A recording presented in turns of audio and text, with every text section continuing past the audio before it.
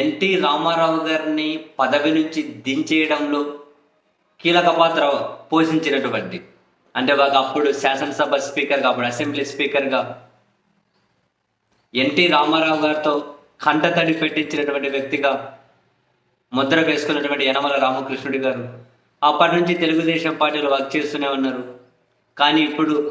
గవర్నర్గిరి పదవి వస్తుందని, లేదు రాజ్యసభ పదవి వస్తుంది అని చెప్పి తాను కూడా ఎక్స్పెక్ట్ చేశారు.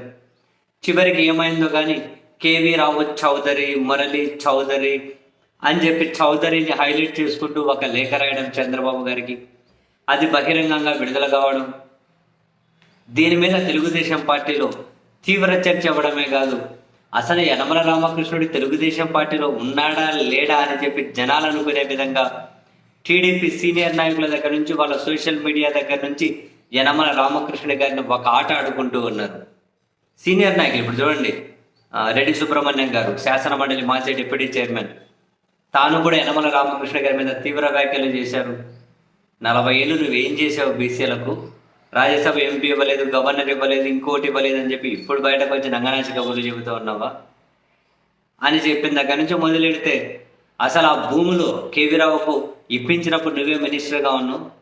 తర్వాత కూడా మంత్రిగా చాలా కాలం పనిచేసావు, ఆ భూములు తిరిగి ఎందుకు ఇప్పించలేదు, ఇప్పుడు నీ పదవి రాలేదు అని చెప్పి ఇప్పుడు వచ్చేసి కబుర్లు చెప్పకు అని చెప్పి ఒక ఆట ఆడేసుకుంటూ ఉన్నారు. తెలుగుదేశం పార్టీ పెట్టింది మీ కుటుంబానికి, కింజారపు కుటుంబం కోసమేనా అని మళ్ళీ వాళ్ళని కూడా మొదలు తీసుకొని వచ్చి, అంటే కింజారపు ఎర్రన్నాయుడు గారు, అచ్చెన్నాయుడు గారు, రామ్మోహన్ రెడ్డి గారు, వాళ్ళ మామ బండారు సత్యనారాయణ గారు, రామ్మోహన్ రెడ్డి గారు వాళ్ళ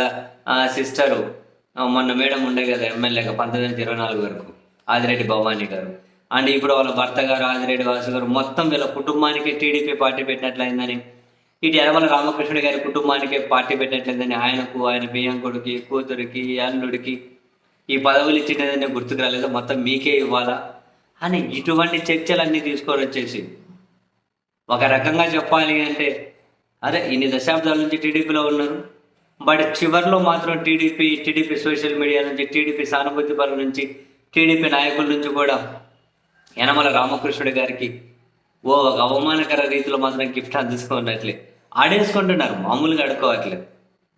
చివరి రోజుల్లో భలే గిఫ్ట్. మరి ఇంక ఇది ముదరకుండా